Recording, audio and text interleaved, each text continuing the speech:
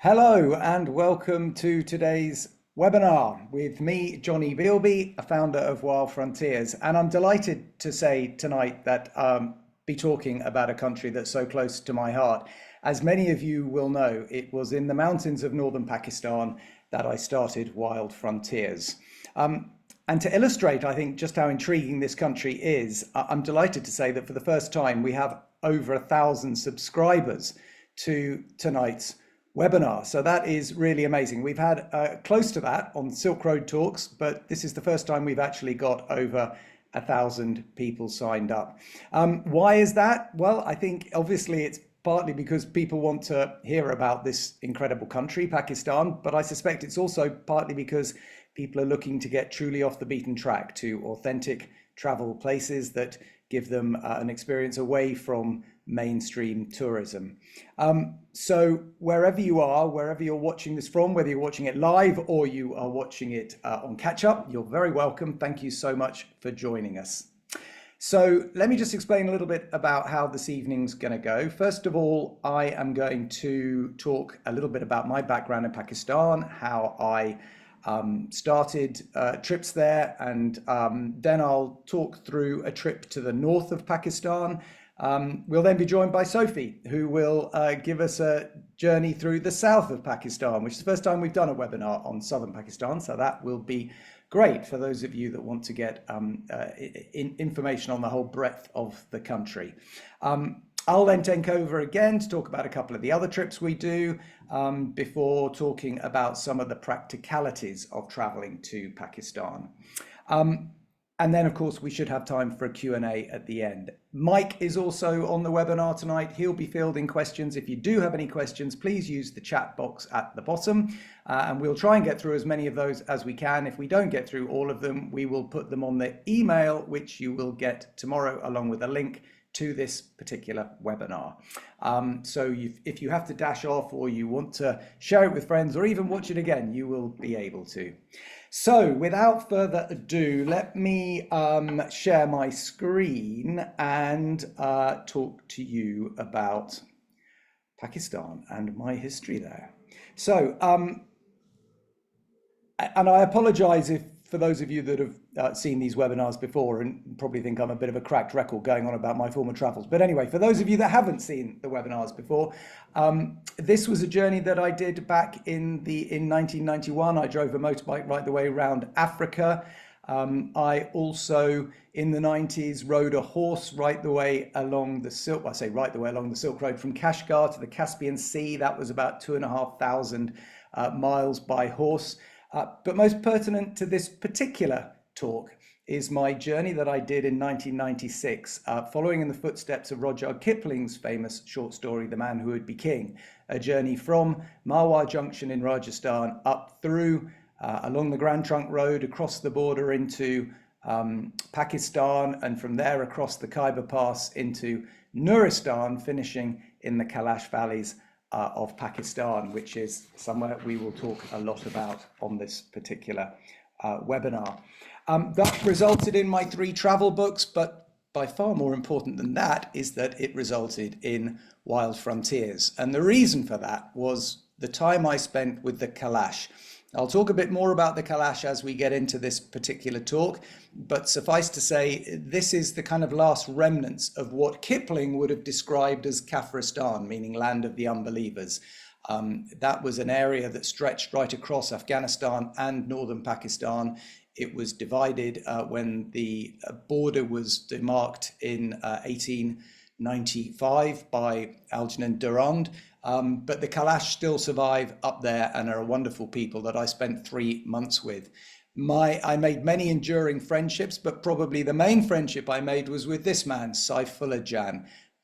He is the chief spokesperson for the Kalash. I stayed with him and his family for 3 months. And it was in fact him who gave me the idea of starting a travel company. He said, you know, the Kalash would really benefit from it. They needed cash for things like medicine and clothes and shoes and things like this.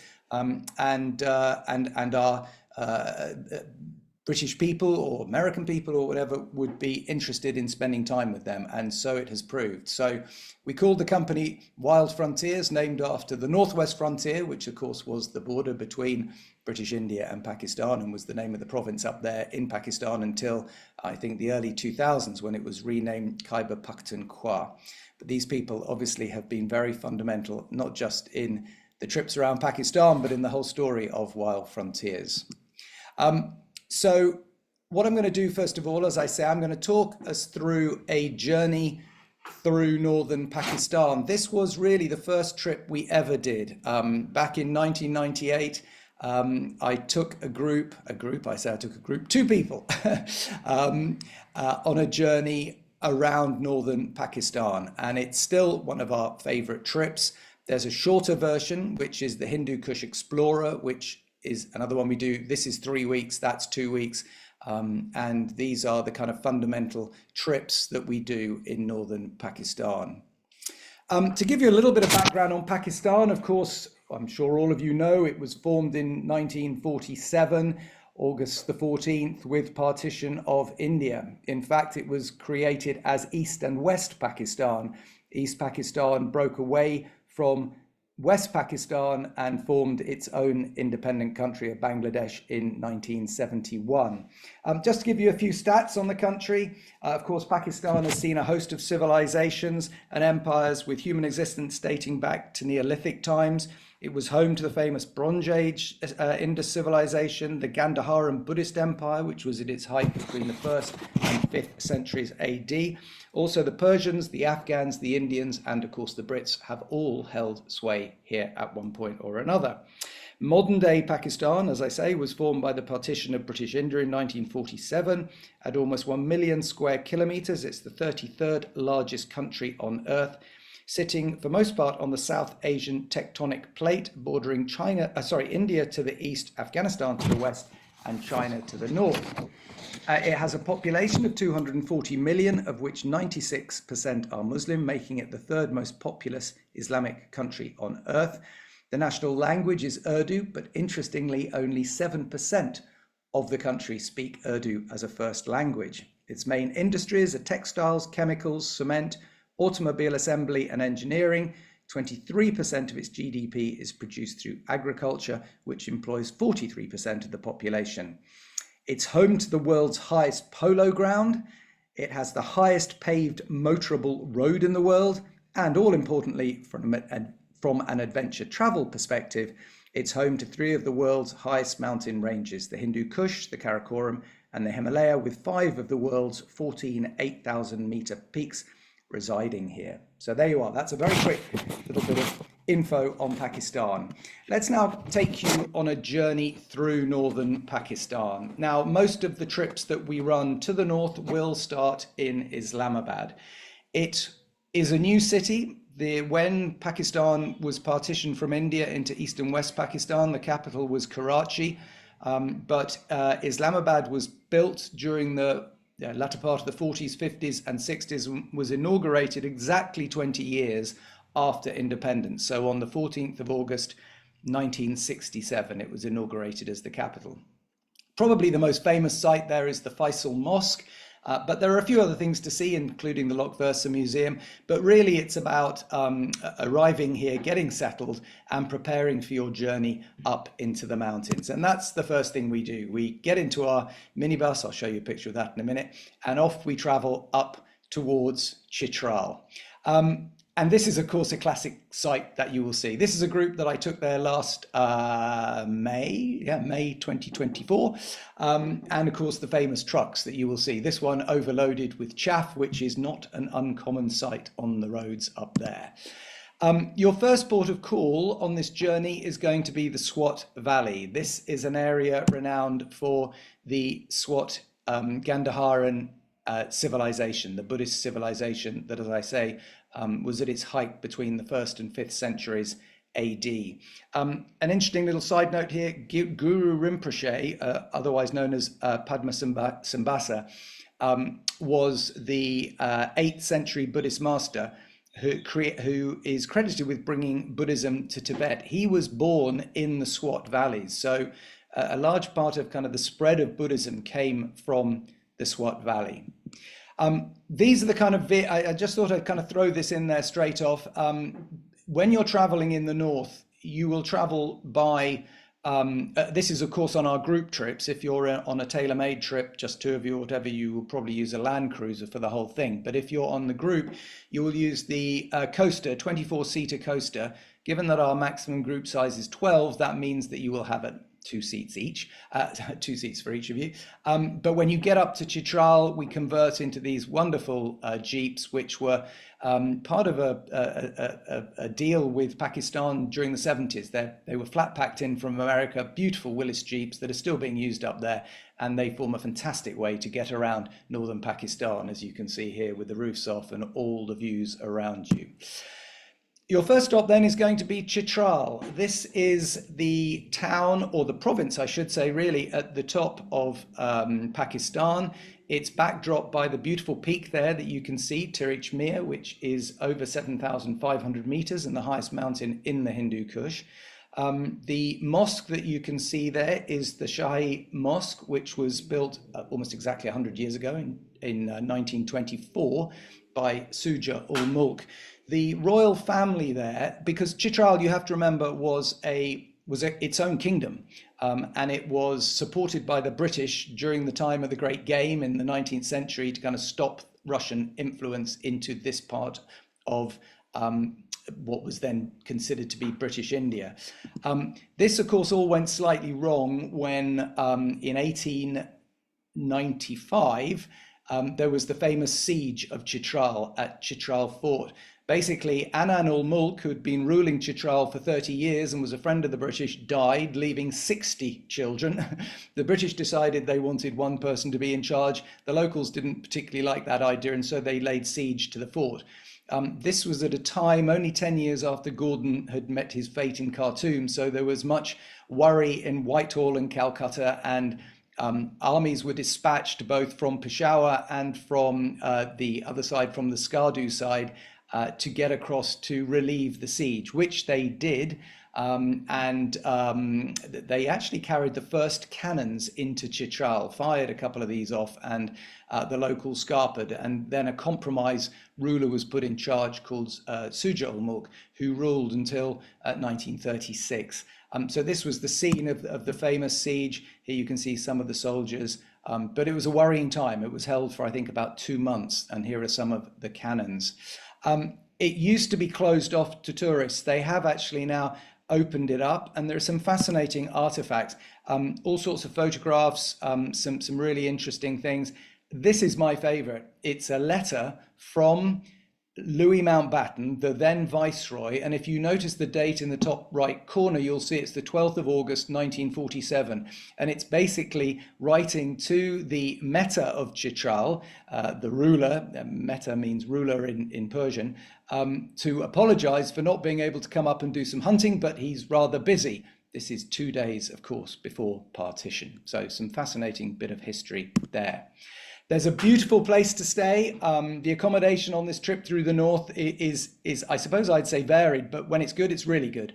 And the Hindu Kush Heights is a wonderful hotel that has beautiful views and is really well done. And it's actually owned and run by Sujal ul Mulk's grandson, Siraj ul Mulk, who you will meet and spend time with, which gives you a chance to chat to him about the history of the region. You will undoubtedly see a game of frontier polo, which is a fairly radical game of polo without any sort of Windsor rules whatsoever, and a chance to potter around the bazaar, which is a really lovely, quiet bazaar, see more of these trucks and things, and go out to Chitral Gul to hopefully spot some of the famous markhor, the Himalayan antelope that hang out in these mountain regions.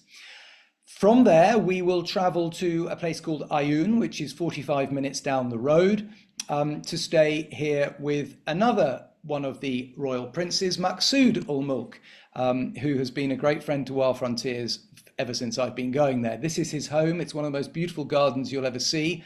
Again, it's backdropped by Tirich Mir, and it's the wonderful entry point into the Kailash valleys. We stay a night here.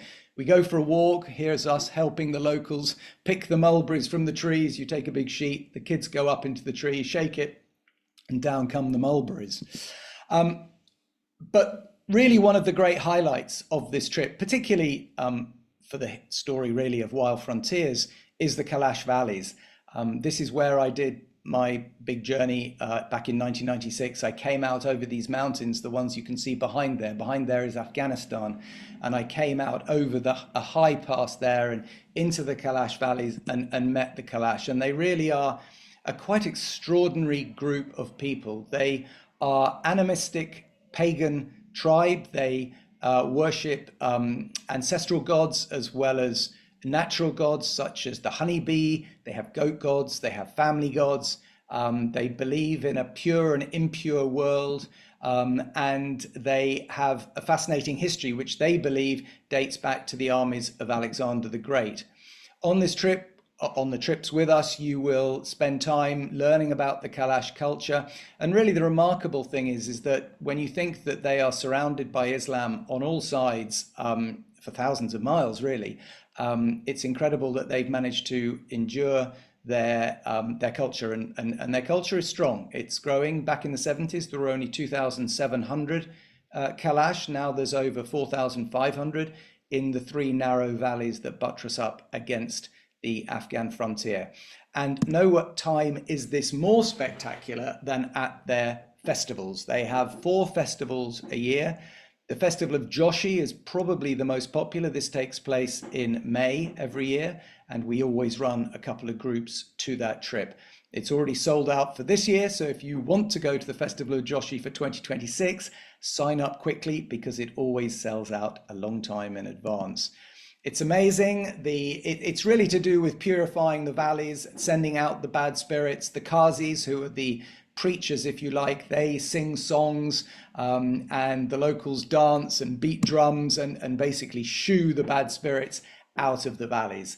We stay there for 2 or 3 nights, depending on the itinerary, learn about the Kailash culture, go on beautiful walks right up to the last village in the valley, which is called Shakanande, and learn about the Kailash culture. So this is a real highlight of the trip.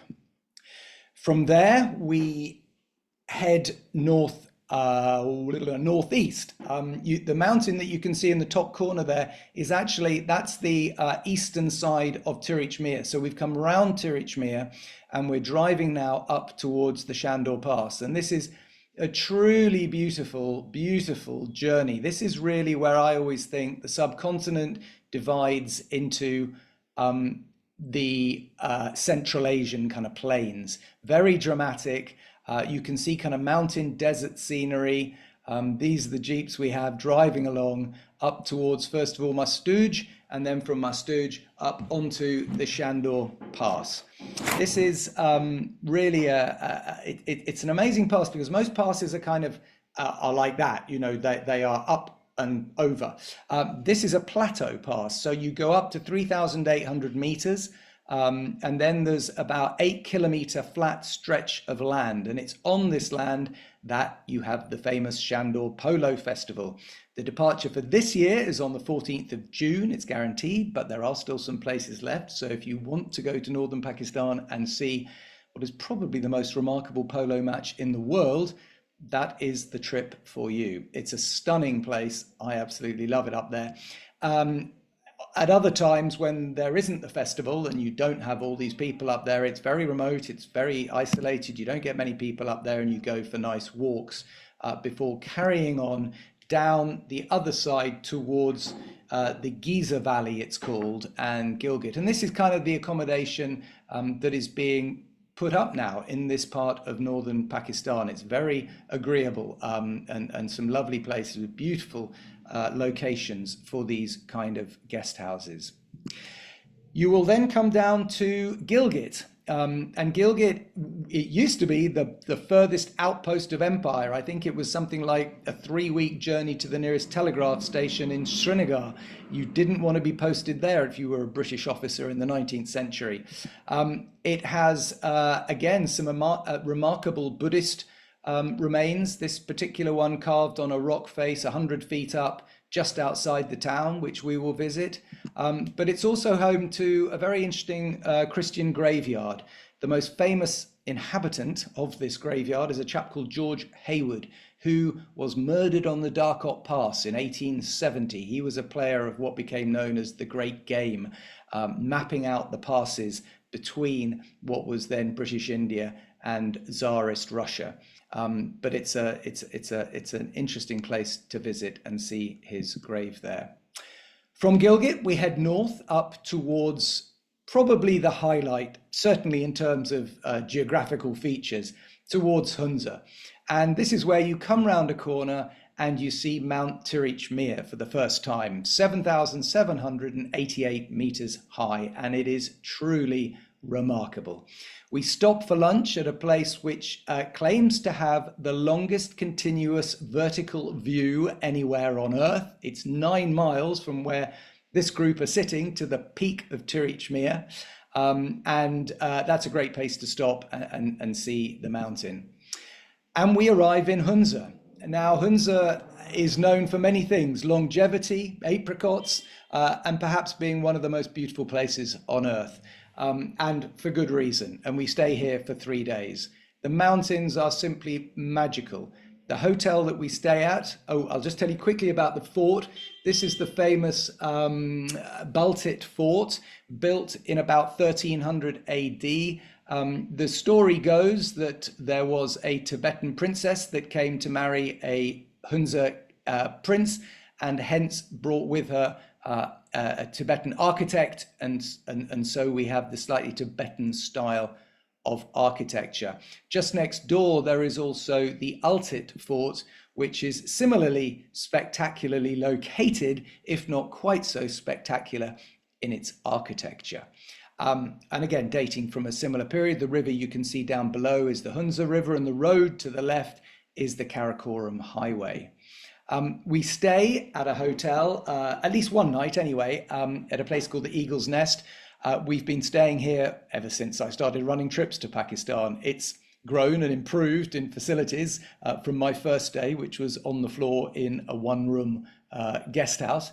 But it has these monumental views. And last time I was there, I thought I'd try and replicate this picture. So this picture was taken in 2008. And this picture was taken in 2024. So a little older, perhaps a little wiser, but the view remains the same.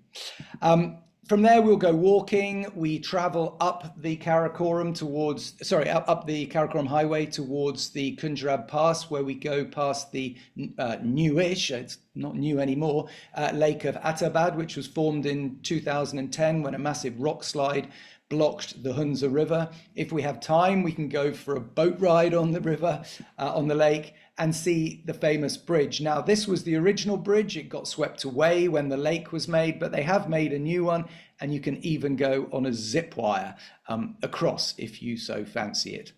We will go for a walk up on the Hopa Glacier, which is one of the big glaciers up there, and have a picnic overlooking one of the valleys, which is just Absolutely beautiful.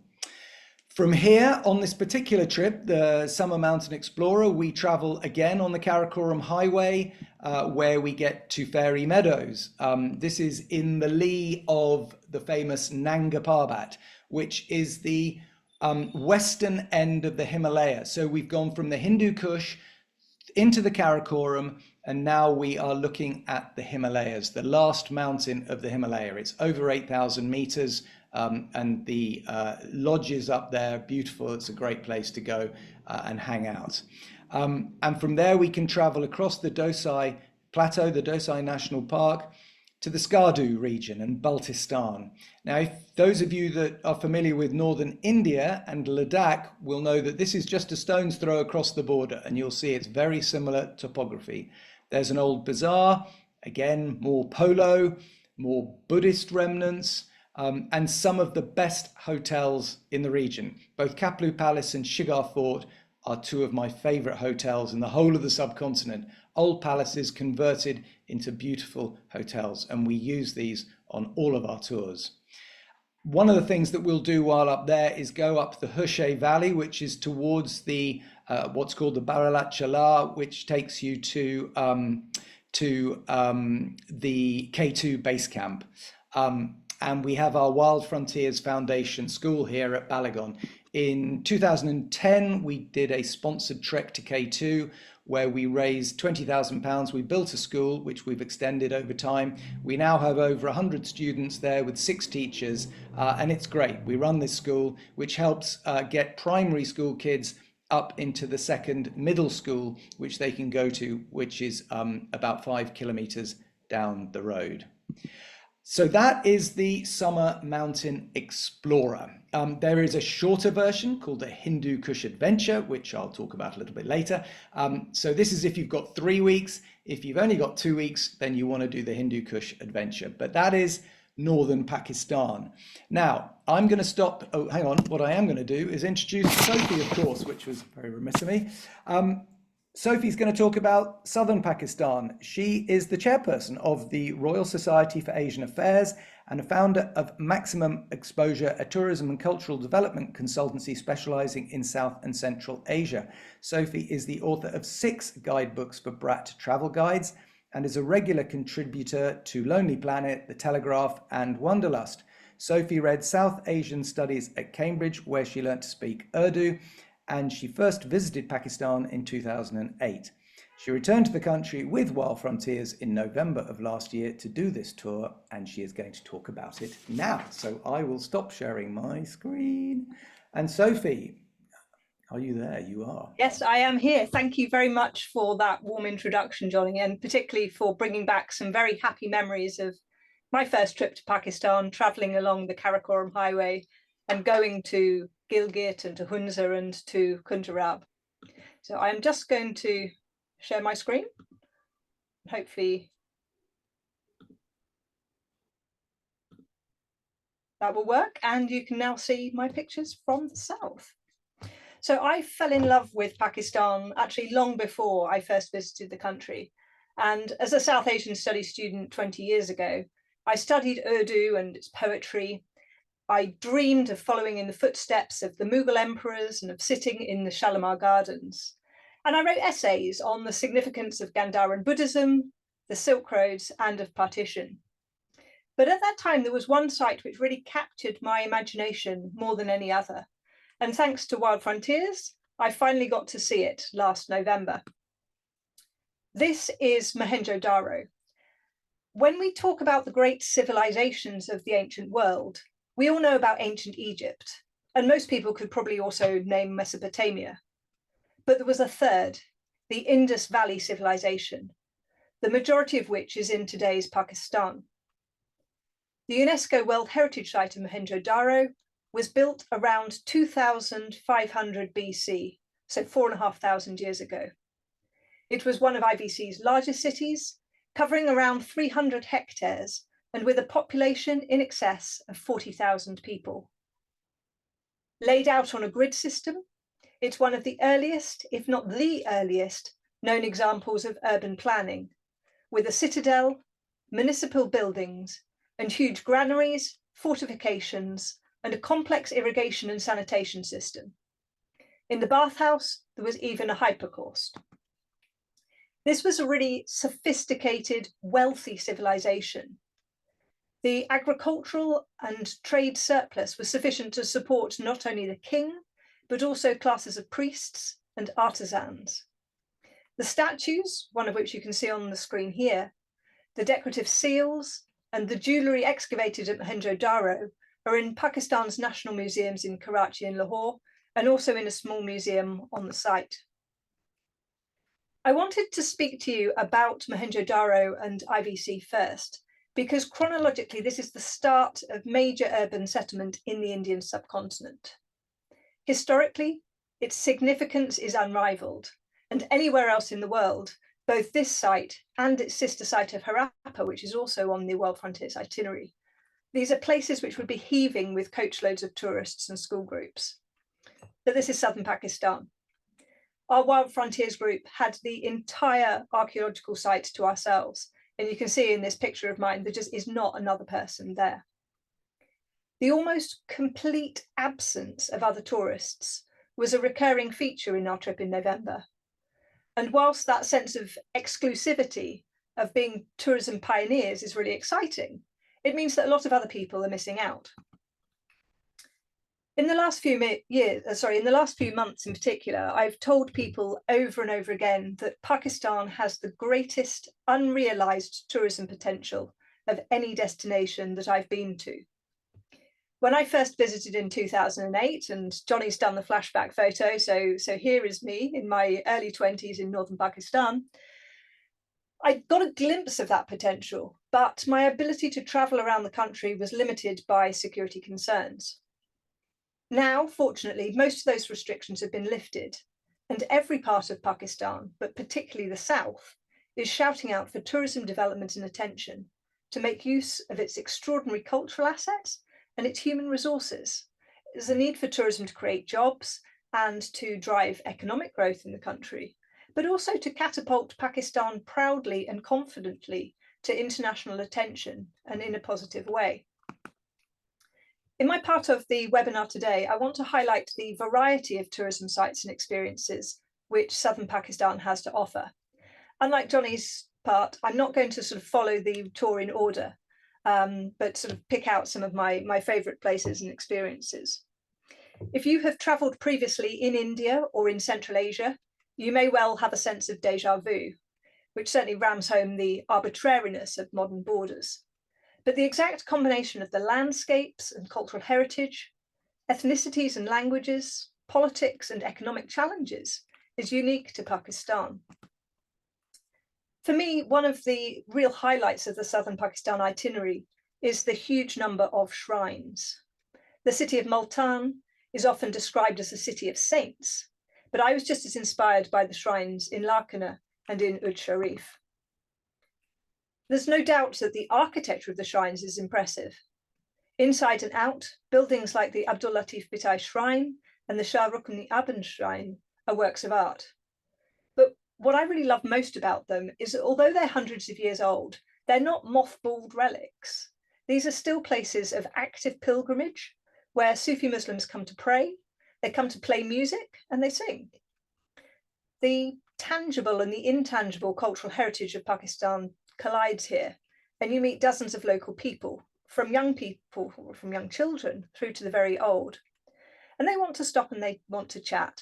They ask you what they think of your town, what you think of their town, and they explain why their shrine is so special. These are simple, authentic interactions with no hidden agenda, and such moments of human-to-human connection are really priceless. Beyond the shrines, we've got the mosques, and here I'm hard-pressed to name a favourite. Mughal architecture has always had a place in my heart, and both the Shah Jahan Mosque in Thatta and the Wazir Khan Mosque in Lahore are magnificent. The blue and turquoise tiles, some of which you can see here, at the Shah Jahan Mosque really remind me very much of the tiles in Samarkand in Uzbekistan. And indeed, Shah Jahan did lead a military campaign into Central Asia shortly before starting work on this mosque. The interior design of the Wazir Khan Mosque, while still Mughal, owes much more to the regional Indian courts than to the Timurids in Central Asia. The Aga Khan Trust for Culture is painstakingly restoring every carved stone and decorative panel, and with centuries of dirt removed, the colours of the paintings are fabulously vivid, just as they would have been when the building was new. Not all of the monuments that you see in southern Pakistan are religious, however. There are plenty of secular sites. The Muckley Necropolis, which is a UNESCO World Heritage Site just outside Thatta, exemplifies the funerary architecture of Sindh from the 14th to the 18th century. By some estimates, more than 1 million people are buried here, including royalty and regional governors, military officers and scholars, as well as ordinary people. The graves have got Quranic inscriptions, but also Hindu symbols. Different communities were buried side by side. Some of the mausolea reminded me very much of the Rajput architecture of Rajasthan, which, as the crow flies, is not far away across the border into India. But there were also ones which would not look out of place in Bukhara or Samarkand, another reminder of how close we are physically and culturally to Central Asia. What this huge concentration of dramatic monuments tells us is that the Indus River Basin was a wealthy place. The seasonal floodwaters made for fertile agricultural land, with 2 or even 3 crop harvests per year. Artisans had easy access to materials, and the surplus of produce could be traded overland and through the network of river and sea ports. The downside, though, was that this made Punjab and Sindh attractive military targets. Rulers had to build large fortifications to defend their territory, their profitable trade routes, and their tax base. On the tour, we visited the fortress at Kotdiji, a site which has been inhabited since the times of IVC, and also Derawar Fort, which is close to the city of Ahmedabad. With its 40 round bastions, each rising 30 metres high, this monument looks like a child's drawing of a castle. And right out in the Cholistan desert, with little surrounding it, you can see the fort emerging from the haze, even from miles away. Derawar was founded way back in the 9th century, but it was substantially rebuilt by the Nawab, the ruler, around 300 years ago. It's now under renovation again, and it's fascinating to stand and watch the craftsmen as they repair the mud brick walls and the interior structures, using traditional building materials and methods. Inside the fortress, there are multiple buildings, from pleasure rooms which would have been used by the Nawab's family, to administrative offices, which are in varying states of repair. I can really envisage a time in the future, however, when there is a heritage hotel here. We saw in Jonny's talk some of the fortresses which have become hotels in the north.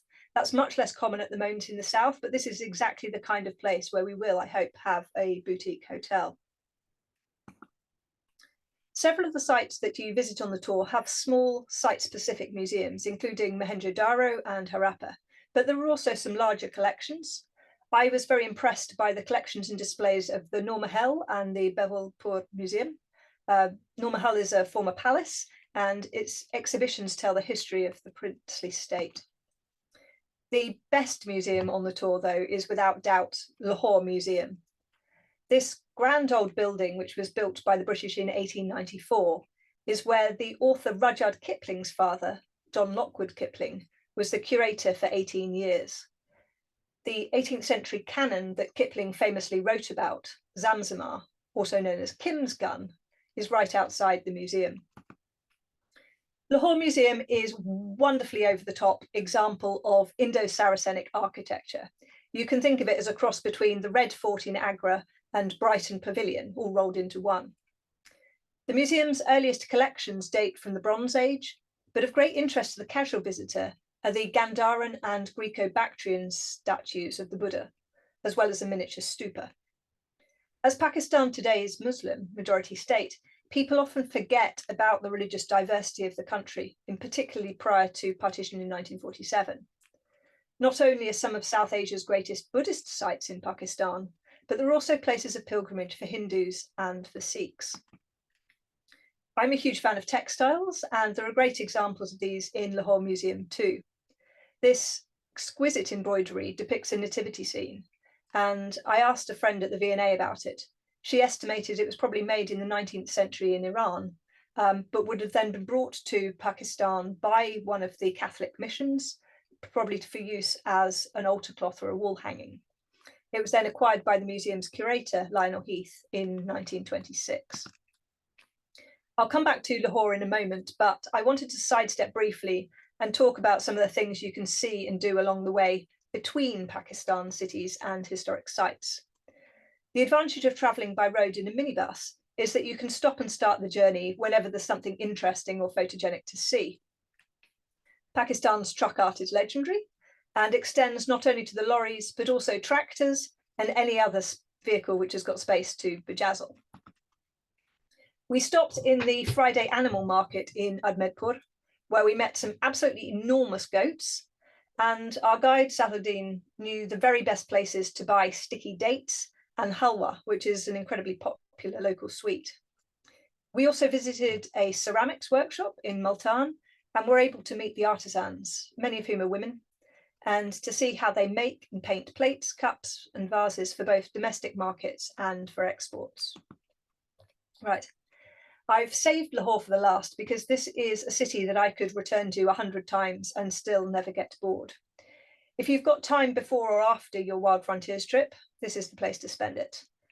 I first came to Lahore in 2008 and have never forgotten the energy and the beauty of this complicated and often chaotic city.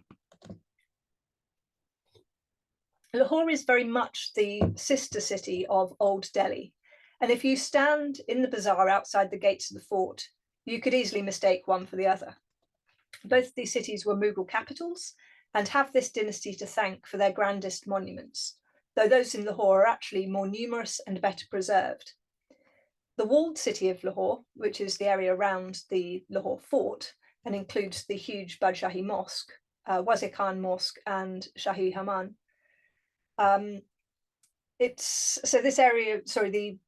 The hammam was built actually as a Turkish bath to generate an income to pay for the upkeep of the mosque. And the Aga Khan Trust for Culture has been funding a lot of the restoration work in this area and developing it as a tourism hub, but also as a way to preserve the cultural heritage of the city.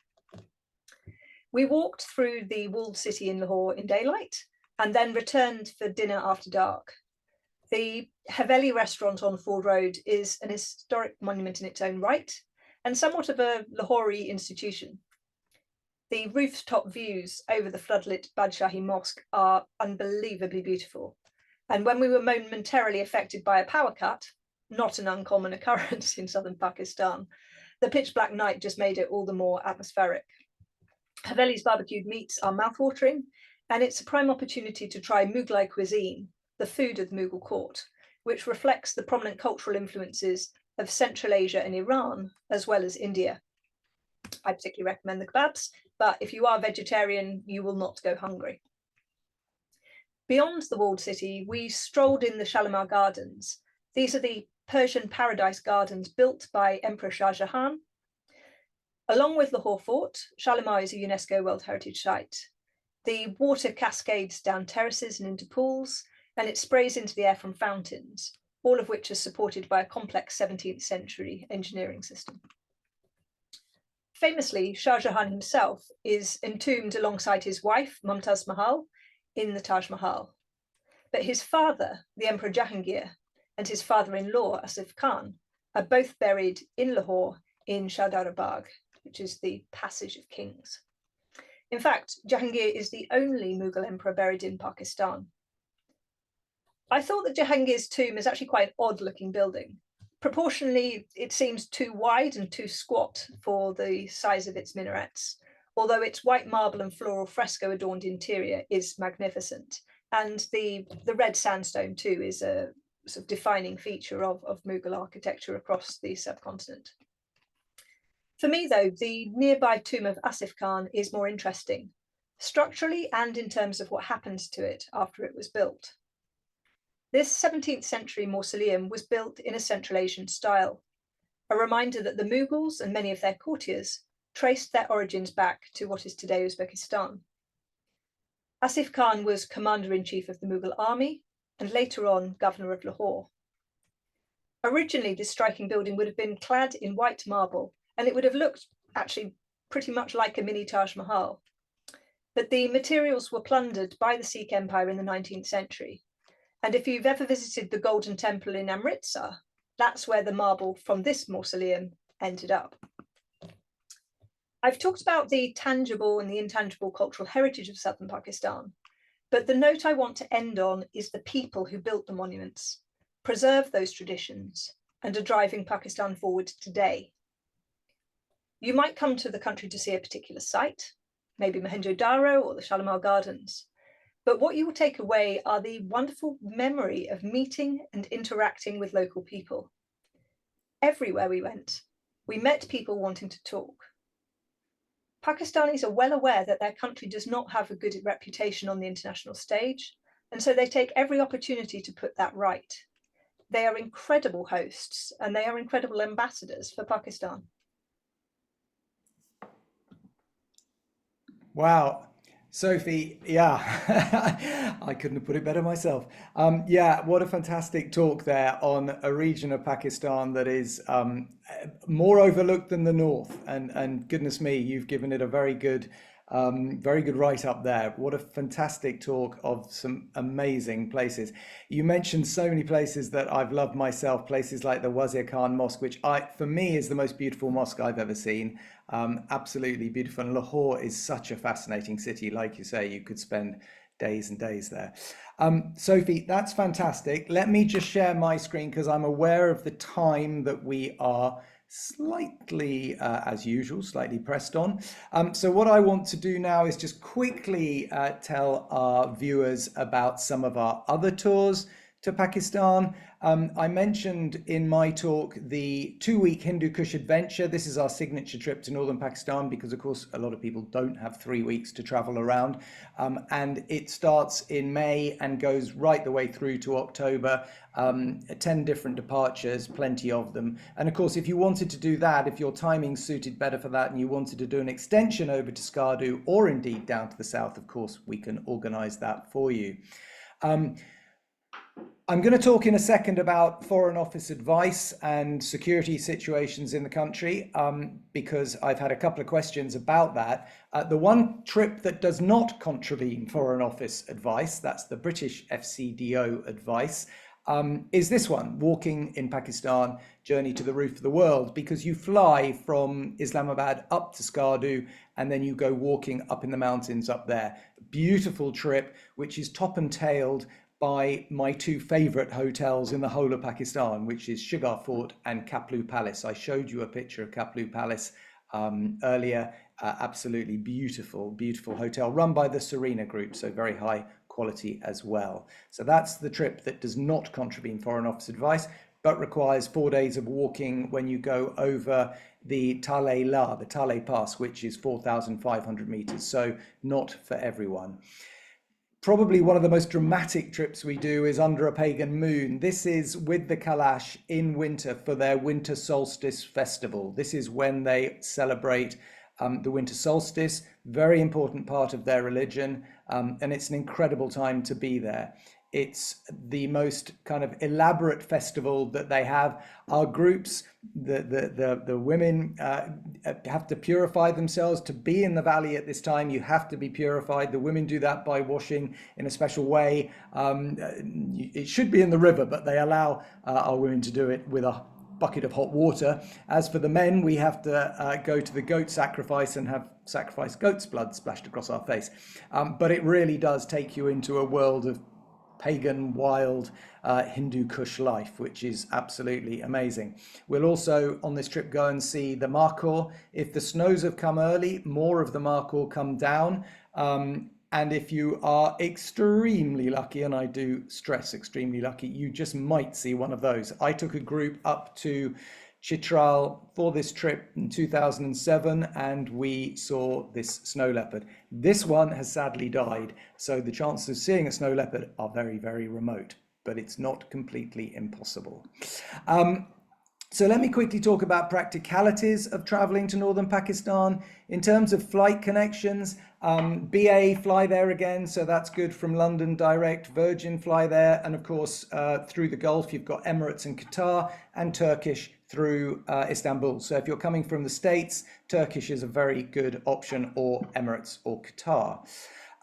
I've talked a little bit about the transport. As we say, from Sophie's trip in the south, it would all be in a coaster minibus like this. For the north, you travel in both forms of transport. And as I say, if you're traveling on a tailor-made trip, likelihood is you will be in a Land Cruiser. Although if you want to travel in one of these beautiful old Willis Jeeps, of course, we can arrange that. The accommodation is actually really, really good, particularly actually in the north. There's some fantastic hotels we stay at. Probably the most basic is in the Kalash Valleys, but even there it's en suite. You get a hot shower now, and of course you're staying with the Kalash, which is a really unique experience. The cuisine of northern Pakistan and southern Pakistan is fabulous and more varied than you might expect, with influences in places like Hunza coming in from China, and in Chitral coming in from northern Afghanistan. So very good stuff there.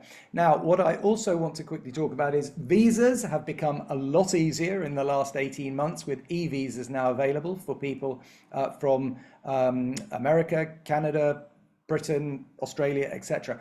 I've seen one question which I'll quickly answer. Somebody saying, if I've got an Indian visa, is that a problem? Absolutely not. I've had an India visa in my passport, God, for the last 20 years. No problem at all. They don't mind you having either. And of course, you can cross the border at Amritsar between Lahore and Amritsar by having an Indian visa, which can be quite handy and an interesting way to come into Pakistan. As far as Foreign and Commonwealth Office advice is concerned, I don't want to get into too much detail because it's quite a big story. But again, I've had a question from Alan, and I'm sure there are other questions out there about the security in the country. The trips that we run to northern Pakistan do contravene Foreign Office advice and will probably, I suspect, contravene State Department advice, although I'm not totally up to speed on that. Why do we run trips on this? Basically because it's really only a day going up and a day going back from the south to the north that contravene the Foreign Office advice on those roads. And the Foreign Office, they kind of have to do this because, they're worried about people driving at night, they're worried about backpackers, they're worried about all these things.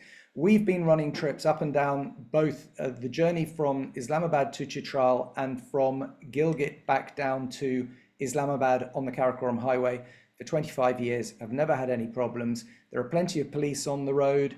The security is pretty good. So we feel it's fine. We have lots of local contacts which we talk to about it. Similarly, in the south, there are 3 days that contravene Foreign Office advice. But again, we feel that part of the country is safe as well, as long as you're traveling in a group with us. There is one other route that we do in the summer, which goes over what's called the Babusa Pass, which avoids the Karakoram Highway. So that way you can travel without contravening Foreign Office advice. If you're worried about insurance, for Americans and Australians, that's no problem as far as I'm aware. For Brits, you have to get a special type of insurance, but there are companies out there that offer that. Just get in touch with us and we will tell you how to do it. There's a podcast. We do our own podcast, myself and Kate Humble. We join forces and do a podcast. I did one on Pakistan, episode 9. It's got a really good security section on that podcast. So if you want to know more about the security, please listen to that podcast. It's called The World by Wild Frontiers. It's available on Spotify, Apple, or Audible. And that will give you a very good, a more in-depth look at the security situation in Pakistan. Very briefly, our next webinar is going to be on Papua New Guinea with our award-winning guide, Mark Stedman, but we haven't quite got a date for that yet. We thought we did have, but Mark's had to change it. So we'll come back to you with a date on that as soon as we have it. So, questions and answers. We've got 8 minutes left, or a bit longer. Let me just quickly add a couple of other questions. Alan also asked, is malaria a problem in Pakistan and should we take your medication? I've always got to say, please take doctor's advice. All I will tell you is I have never taken malaria tablets in Pakistan and don't intend to.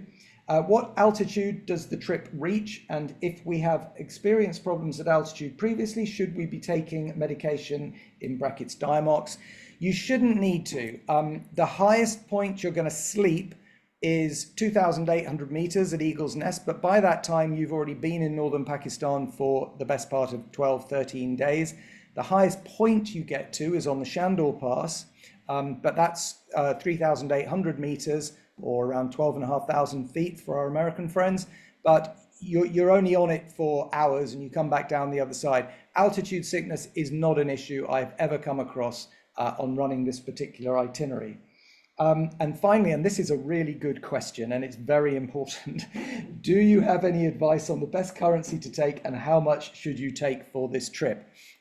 Basically, on all Wild Frontier, or most Wild Frontiers trips, pretty much everything's included. And as you can't really buy alcohol, you don't really need much spending money.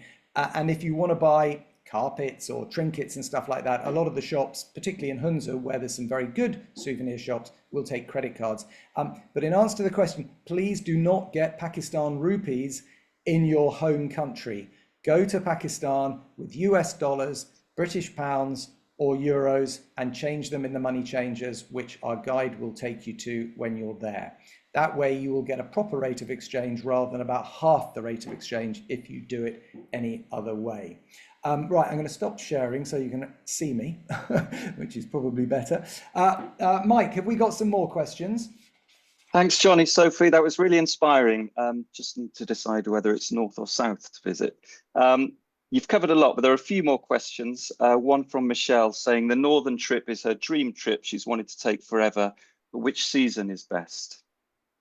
Well, I always think the spring and the autumn are the best. The spring, you know, you're going to get some of the blossom, the fruit blossom coming out. The Hunza blossom is comparable to Japanese blossom. It's really amazing. And of course, it goes up in levels depending on the altitude. So that's a great time to go. Another great time to go is September, October, when you're starting to go into the fall period, autumn, and the colors are changing and the rivers are running clearer. So those are the two kind of peak seasons. However, if summer is an easier time for you to go, then that's good as well.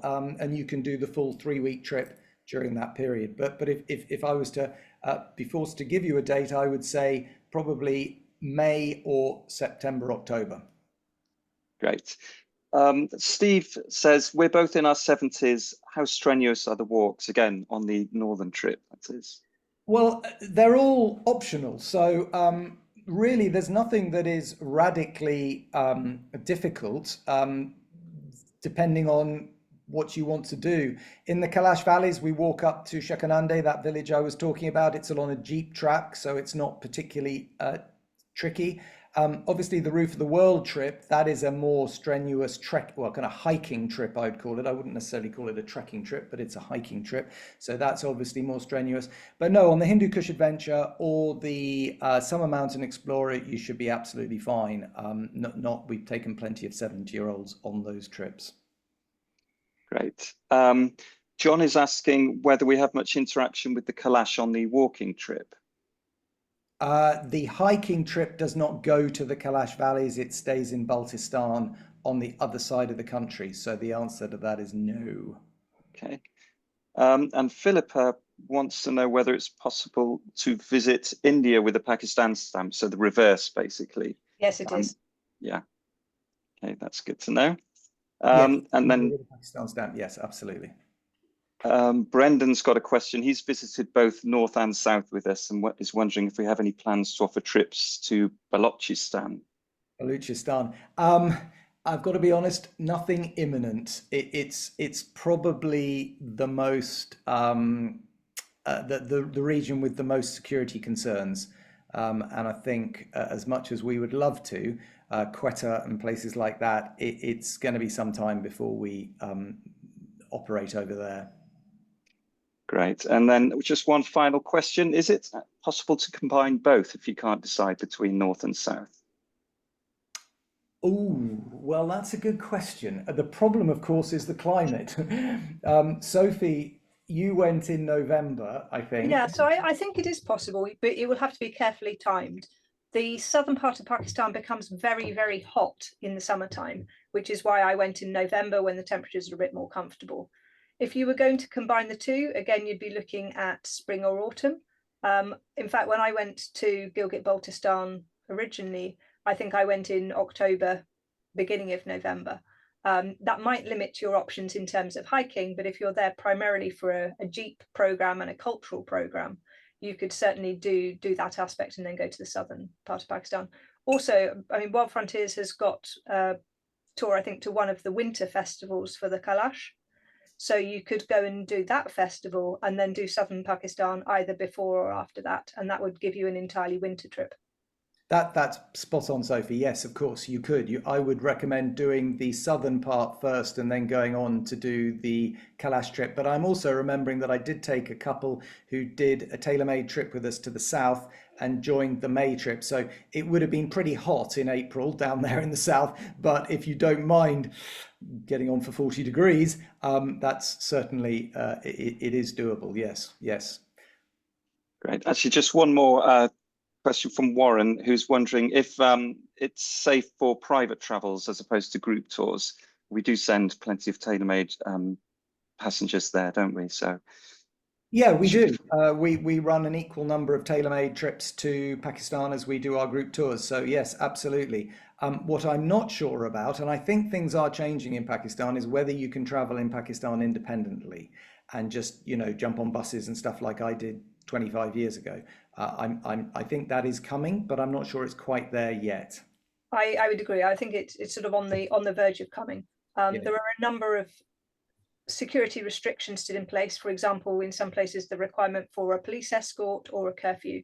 Those are largely legacy policies, which were introduced 5 or 10 years ago, but they haven't yet removed them. They are going to be removed. I was talking to the tourism authorities about it when I was in Islamabad.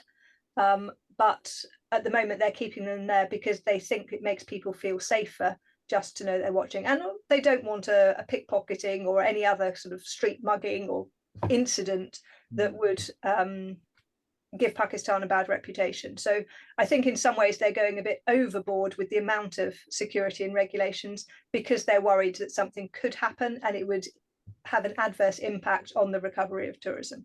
But fortunately, I got the impression that the security is very, very much improved than it was a few years ago. And a lot of those restrictions are in the process of being phased out. Yeah, absolutely. I mean, as you know, I've been traveling there for 25 years, and there's no question that this is the best security situation I've known for in most of that time. Sophie, there was one question I saw. Mike, tell me if I'm getting this wrong. It was to do with, are there any restrictions on non-Muslims visiting any of the sites or shrines that you were visiting on the southern trip? No, we went absolutely everywhere. We made a point always of, if we were going into a mosque or shrine, covering our heads, removing our shoes, as a gesture of respect to the host and the people praying there. But I mean, Wild Frontiers has selected places that everybody can go to. There will be probably shrines and mosques elsewhere where non-Muslims or women are not permitted to enter, but all of the ones that I mentioned and all of the ones including in the itinerary are open to men and women. And as a respectful non-Muslim, you are able to go inside as well. Great. Perfect. Mike, we're over 7 o'clock in the UK. That's normally the kind of cut-off time. So I just want to say thank you, Sophie, so much for your insight and your eloquent description of the South. It's been wonderful hearing about that and hopefully telling all our viewers what a great part of the country that is. Mike, thank you for bringing it all together. And if we haven't answered your questions, don't worry, we will answer them in the email tomorrow. And as I say, if you want to know more about Pakistan and kind of a recent trip there, do listen to the podcast, episode 9 on Pakistan. But thank you all so much for signing in and watching us. And we'll be back next time with Papua New Guinea. Thank you. Good night. Thank you. Thank you.